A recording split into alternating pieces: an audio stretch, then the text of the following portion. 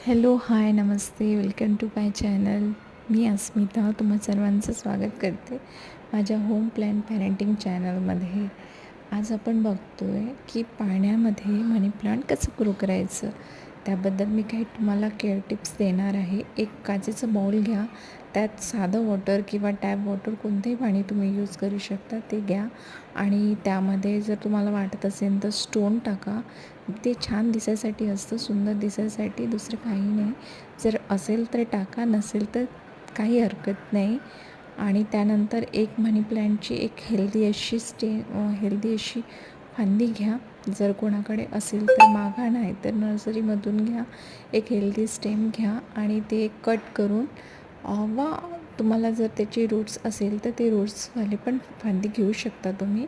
ते घेऊन पाण्यामध्ये लावा.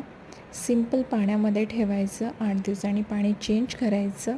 बस, छान हेल्दी ग्रो करतं मनी प्लॅन्ट. माझ्याकडे एक असं बास्केट होतं, फ्रूट बास्केट, त्याच्यावरती मी हे ठेवलेलं आहे.